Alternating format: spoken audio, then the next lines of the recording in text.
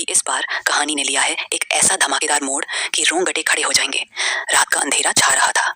घर की हवा में तनाव और गुस्सा घुला हुआ था। अचानक आकाश और काव्या को उनके अपने घर से बेदखल कर दिया गया।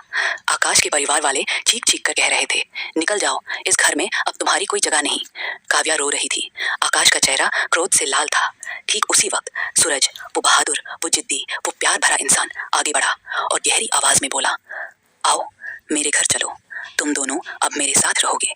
लेकिन आरव गुस्से से फट पड़ा। उसने सूरज की तरफ देखा और गरजा, मुझे एहसान मत दिखाओ सूरज, ये झूठा नाटक बंद कर दो। मैं जानता हूँ तुम काबिल हो, अपना परिवार चला सकते हो, लेकिन फिर भी मेरी बात मान लो और मेरे साथ रह लो।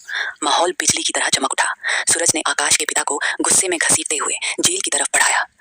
आकाश की माँ हाथ जोड़कर रोते हुए चीखी, छोड़ दो सूरज बेटा, प्लीज। और सूरज की आंखों में दया उमड़ आई। उसने छोड़ दिया। लेकिन आकाश, वो शैतान आकाश, चुपचाप बैठा था। उसके दिमाग में बदली की आग सुलग रही थी और उसने अपनी नई चाल चल दी। उसने महका की स्कूल फीस जमा नहीं की।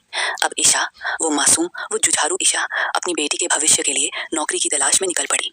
शहर की सड़कें, दफ्तर, इंटरव्यू, आखिरकार वो एक IAS अधिकारी के सेक्रेटरी के पद के लिए सिलेक्ट हो गई। दिल में खुशी थी, लेकिन उसे ये नहीं पता था कि जिस ऑफिस में वो नौकरी करने जा रही है, वहाँ का मालिक कोई और नहीं बल्कि सूरज है। जब ईशा ऑफिस में घुसी और सूरज के सामने आई, दोनों आमने सामने, आंखों में आंखें, गुस्सा, पुरानी यादें, अधूरी मोहब्बत, सब एक साथ उफान मार उठा। सूरज गरजा, तुम यहाँ नहीं रह सकती। ईशा की आंखों में आंसू थे। उसने कांपती आवाज में अपनी पूरी कहानी सुना दी। महका की फीस भरनी है। सूरज प्लीज, मुझे नौकरी से मत निकालो, मैं कुछ नहीं मांगती, बस मेरी बेटी का भविष्य। सूरज का दिल पिघल गया। दया की एक लहर आई और उसने कहा, ठीक है, तुम रह सकती हो, लेकिन याद रखना ये सिर्फ नौकरी है। फिर आया वो खूबसूरत मोमेंट। सूरज ने आरव और काव्या की शादी की एनिवर्सरी अपने घर में धूमधाम से सेलिब्रेट की। पूरे घर में रोशनी, फूल, संगीत और सबसे खास ईशा को भी बुलाया गया। ईशा आई, साड़ी में लाजवाब लग रही थी। सूरज की नजर बार बार उस पर जा रही थी।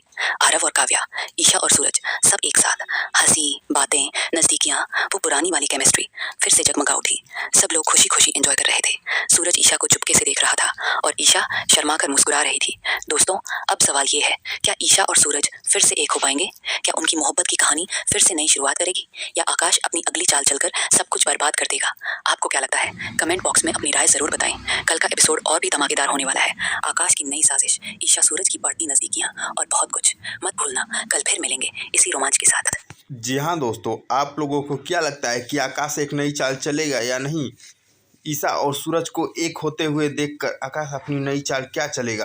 अपनी राय कमेंट बॉक्स में ज़रूर बताएं। अगर आपको ये अपडेट पसंद आया हो तो हमारे सुमित TV सीरियल को लाइक, कमेंट एंड चैनल को सब्सक्राइब करें। धन्यवाद दोस्तों।